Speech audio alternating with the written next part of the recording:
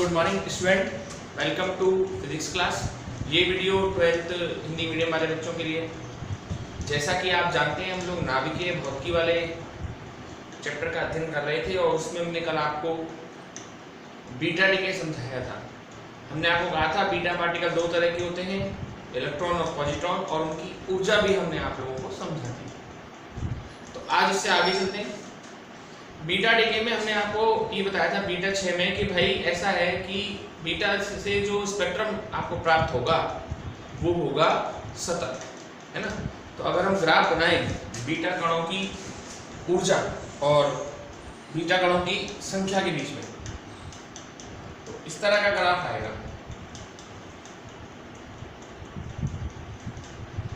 Beta कणों की संख्या और यहाँ है बीटा कणों की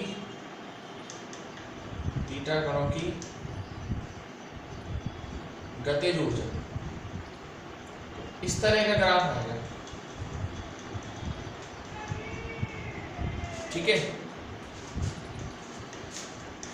ये ग्राफ ये बताता है कि ऐसे बीटा कणों की संख्या बहुत कम है जिनकी गतिज ऊर्जा बहुत ज्यादा है। पहली बात तो ये ग्राफ ये बताता है कि सभी संभव ऊर्जा के बीटा कण उत्सर्जित होते हैं। ऐसा नहीं है कि 3 का निकलेगा, 2 का निकलेगा। उसने कहा कि सभी के निकलेंगे, पहली बात। दूसरा उसने ये कहा कि ऐसे बीटा कणों की संख्या बहुत कम होगी जिनकी गतिज ऊर्जा बहुत ज्यादा हो, ठीक। और ऐसे भी बीटा कणों की संख्या बहुत कम है जिनकी गतिज ऊर्जा बहुत कम हो। मिड सेगमेंट यानी कि बीच वाला जो हिस्सा है, जिनकी गतिज ऊर्जा मध्य में हो, उनकी संख्या कंपैरेटिवली ज्यादा होगी। ये ग्राफ बनता है जो हम एक्सपेरिमेंट करते हैं, जो बीटा डीके होते हैं उनके फलस्वरूप जो हमको ऊर्जा प्राप्त होती है उनसे बनाकर ये ग्राफ हमको प्राप्त होता है, ठीक है। तो आइए चलिए आगे चलते हैं।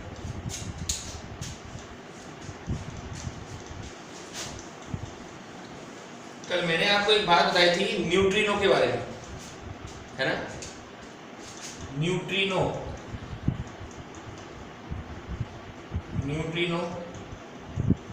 की परिकल्पना।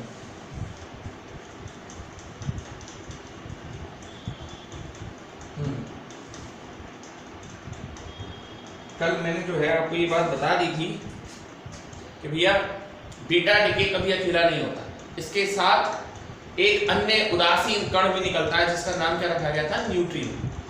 आज हम आपको समझाते हैं कैसे काम करता है, ठीक है। देखिए परिकल्पना का मतलब समझ रहे हैं, इमेजिनेशन है ये, है ना। ऐसा होता है कि बीटा डीके की फंडामेंटल रिएक्शन है न्यूट्रॉन से प्रोटॉन, फंडामेंटल यानी बेसिक रिएक्शन है न्यूट्रॉन से प्रोटॉन रूपांतरण और प्रोटॉन से न्यूट्रॉन। जैसे ही देखिए 0n1 है, अगर प्रोटॉन बनेगा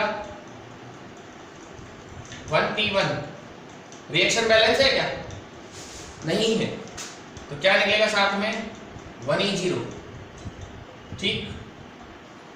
ऐसे ही अगर आपका मान लीजिए प्रोटॉन है 1p1, क्या निकलेगा, इलेक्ट्रॉन, और ये कन्वर्ट हो जाएगा न्यूट्रॉन। देख लीजिए आप, मतलब न्यूट्रॉन से अगर प्रोटॉन बदलेगा तो पॉजिट्रॉन निकलेगा, और प्रोटॉन से न्यूट्रॉन बदलेगा तो इलेक्ट्रॉन निकलेगा। ये तो है न्यूट्रॉन टू प्रोटॉन कन्वर्जन, और ये है प्रोटॉन टू न्यूट्रॉन कन्वर्जन। ये जो दोनों रिएक्शन है ना, बेसिक रिएक्शन है, नाभिक के अंदर होती है ये दोनों रिएक्शन, नाभिक के बाहर नहीं। कहाँ होती है, नाभिक के भीतर। ये रिएक्शन दोनों नाभिक के भीतर होती है, नाभिक के बाहर नहीं होती है ये रिएक्शन, ठीक। पहली बात तो न्यूट्रॉन से प्रोटॉन रूपांतरण या प्रोटॉन से न्यूट्रॉन रूपांतरण नाभिक के भीतर होता है, ठीक है। अब प्रॉब्लम कहाँ है, प्रॉब्लम आई कक्षीय कोणीय संवेग में। इन अभिक्रियाओं में कक्षीय कोणीय संवेग के नियम की पालना नहीं होती, चाहे न्यूट्रॉन हो, प्रोटॉन हो, इलेक्ट्रॉन हो या पॉजिट्रॉन हो, इन सबके कक्षीय कोणीय संवेग होते हैं ±h/4। दोबारा सुनिएगा, चाहे न्यूट्रॉन हो, प्रोटॉन हो, इलेक्ट्रॉन हो, पॉजिट्रॉन हो, इन सबके कक्षीय कोणीय संवेग होते हैं ±h/4।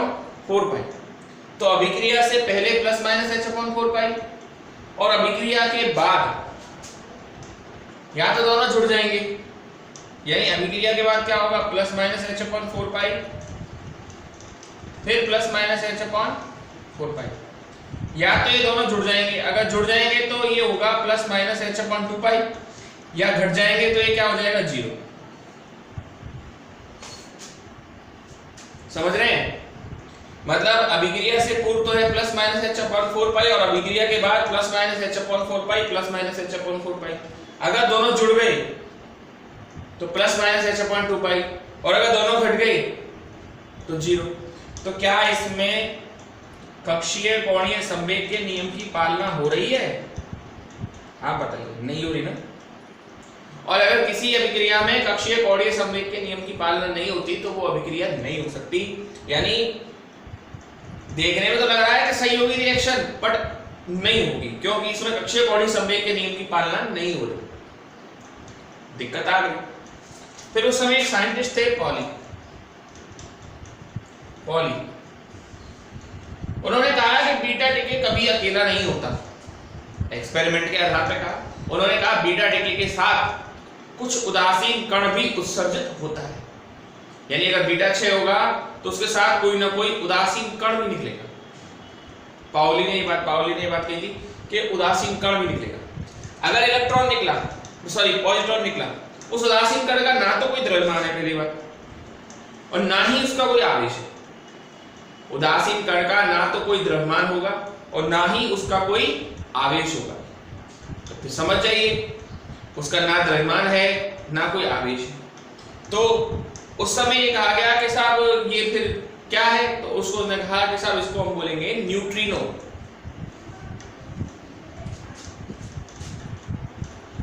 पॉजिट्रॉन निकलेगा तो उसके साथ न्यूट्रिनो, और अगर इलेक्ट्रॉन निकला तो उसके साथ एंटी न्यूट्रिनो। ये व्यवस्था होती है, ठीक है। इसको तो बोला जाता है न्यूट्रिनो और इसको बोला जाता है एंटी न्यूट्रिनो।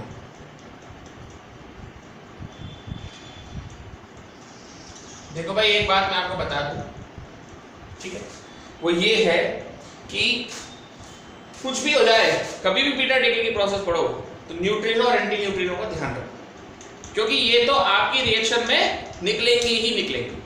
ठीक, इस चीज का विशेष तौर पर सब बच्चे ध्यान रखें। आइए आगे चलते हैं।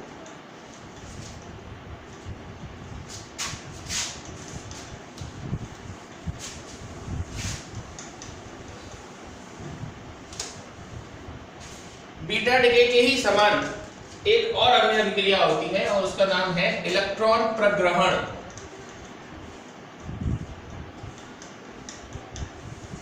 ठीक है, बीटा डीके के ही समान एक और अभिक्रिया होती है इलेक्ट्रॉन प्रग्रहण। इलेक्ट्रॉन प्रग्रहण में क्या होता है मैं बताता हूं आपको। देखिए, कई बार कुछ ऐसी अभिक्रियाएं हैं जैसे ZX है, ये अभिक्रिया तब होगी जब ये एक इलेक्ट्रॉन को अवशोषित करेगी। मतलब ये जो अभिक्रिया है ZX से, अगर एक इलेक्ट्रॉन को सोख ले, एक इलेक्ट्रॉन को क्या कर ले, ये नाभिक अवशोषित कर ले, तभी अभिक्रिया होगी। और अभिक्रिया में बनेगा Z-1/A। आप कह रहे हो सर ये किस तरह से बीटा डीके? मैं कह रहा हूं ये बीटा डीके नहीं है, ये इलेक्ट्रॉन प्रग्रहण है। कई बार क्या होता है कि कोई नाभिक विघटित होने के लिए इलेक्ट्रॉन को अवशोषित भी करता है, तो उसका नाम रखा गया है इलेक्ट्रॉन प्रग्रहण। ठीक है, इसको इंग्लिश में बोलते हैं इलेक्ट्रॉन कैप्चर। तो ये इसने इलेक्ट्रॉन अवशोषित किया और नाभिक बना Z-1/A। ठीक है, और हालांकि इलेक्ट्रॉन के साथ निकलता है एंटी न्यूट्रिनो, लेकिन इस साइड होने के बाद ये किसमें कन्वर्ट हो जाएगा, न्यूट्रिनो। ठीक है, और फिर आप इसको सॉल्व कर सकते हैं, ऊर्जा निकाल सकते हैं। इसमें क्या निकाल सकते हैं, ऊर्जा। कैसे निकलेगी, मास ऑफ ZX है ना, जैसे नाभिक का द्रव्यमान है मास ऑफ ZX। ओके, इसमें कितने प्रोटॉन होंगे, जितने इलेक्ट्रॉन होते हैं उतने ही प्रोटॉन होते हैं। तो इसमें से न्यूक्लियस में से अगर हम सॉरी एटम में से अगर हम न्यूक्लियस का मास निकालना चाहेंगे तो अपन को एटम के मास में से इलेक्ट्रॉन के मास को सब्ट्रैक्ट करना होगा, घटाना होगा, Zn। और इसी साइड इलेक्ट्रॉन है तो इसको भी ऐड कर देंगे प्लस n। जो एनर्जी हम फाइंड आउट करते हैं वो लेफ्ट हैंड साइड पर जो रिएक्शंस है उसमें से राइट हैंड साइड को सब्ट्रैक्ट करके निकालते हैं। तो मास of ZXA minus ZME plus m यहाँ ऐड होगा इक्वल्स टू माइनस के mass of Z minus 1/A और इसमें कितने इलेक्ट्रॉन होंगे minus Z minus 1 Me close. और न्यूट्रिनो का तो वैसे भी आप जानते हैं कि मासलेस यानी द्रव्यमान रहित और चार्ज रहित यानी आवेश रहित है ही। और सॉल्व कीजिए इसको।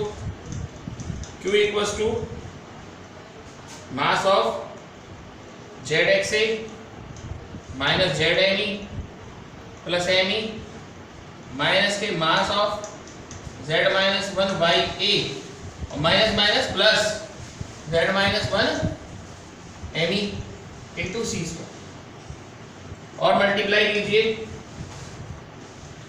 मास ऑफ ZXA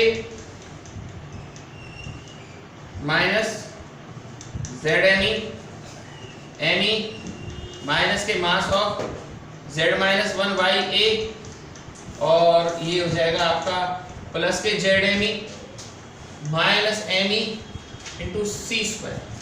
कल की तरह ही कर रहे हैं इसको और ये देखिए कैंसिल हो गया और ये Me से Me भी क्या हो जाएगा आपका कैंसिल हो जाएगा। तो Q बराबर क्या आएगा मास ऑफ ZXA माइनस के mass of Z minus 1/A और आप जानते हैं जो भी कुछ आता है उसमें 931 मेगा इलेक्ट्रॉन वोल्ट का मल्टीप्लाई क्योंकि 1 U के इक्विवेलेंट 1 U के बराबर जो बंधन ऊर्जा होती है वो लगभग 931 मेगा इलेक्ट्रॉन वोल्ट होती है। एक बार आप इसे देख लीजिए पूरे इसको।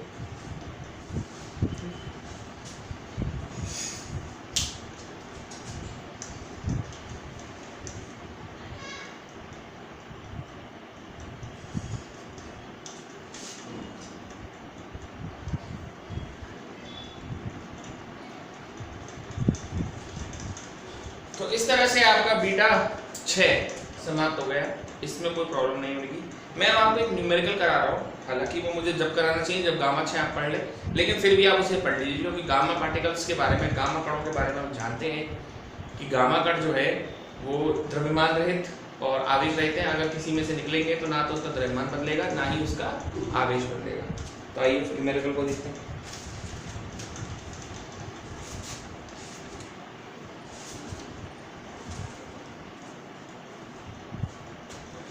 बहुत ही अच्छा न्यूमेरिकल है और कई बार पेपर में भी आया है।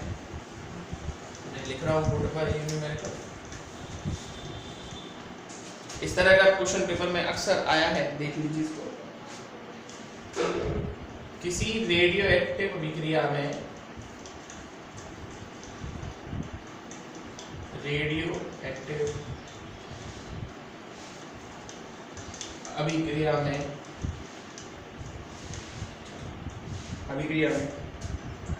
X कन्वर्ट हो रहा है X1 में एक अल्फा पार्टिकल देके और X1 कन्वर्ट हो रहा है एक बीटा माइनस देके किसमें X2 में, और X2 कन्वर्ट हो रहा है अल्फा पार्टिकल देके किसमें X3 में, और X3 कन्वर्ट हो रहा है X4 गामा पार्टिकल।